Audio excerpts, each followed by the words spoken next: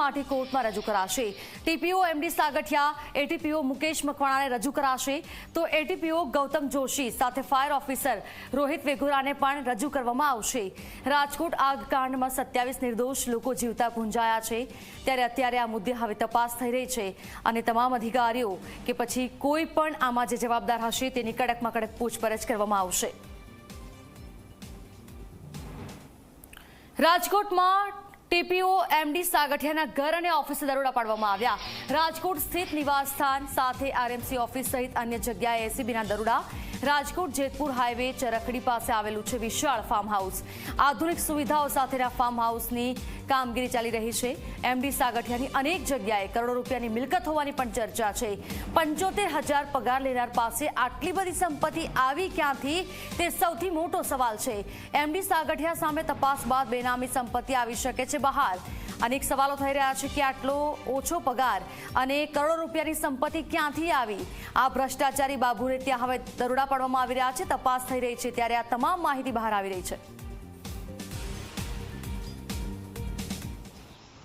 રાજકોટની અંદર જે અગ્નિકાંડની જે દુર્ઘટના સર્જાઈ અને તેમાં 28 જેટલા જે લોકો છે તેઓએ જીવ ગુમાવવાનો વારો આવ્યો અને ત્યારબાદ છે તે સરકાર દ્વારા તપાસના આદેશો છે તે આપવામાં આવ્યા અને સાથે જ એક એસઆઈટીની રચના છે તે પણ કરવામાં આવી હતી।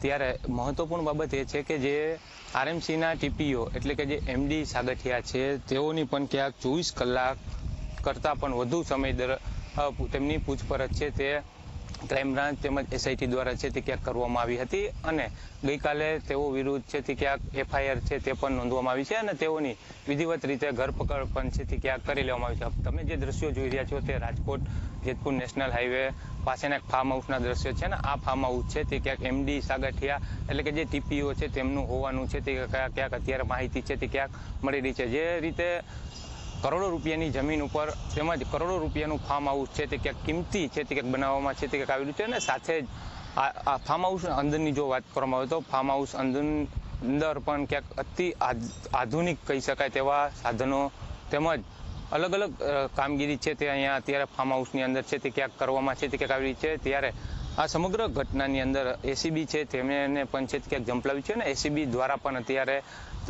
જે ટીપીઓ એમડી સાગઠિયા છે તેઓના નિવાસસ્થાન તેઓની આરએમસીની જે ઓફિસ છે તેમાં પણ દરોડા છે તે ક્યાંક પાડવામાં આવે છે કે જે વાત કરવામાં આવે તો તેમનો 75,000 રૂપિયા જેટલો જ પગાર છે ને તેમની પાસે આવડી મોટી સંપત્તિ ક્યાંથી આવી તે પણ એક તપાસનો વિષય છે। ત્યારે હવે એસીબીની તપાસમાં શું બહાર આવે છે તે જોવું પણ એટલું જ મહત્વનું રહેશે। નરેશ બાલિયા, G24 કલાક, જેતપુર।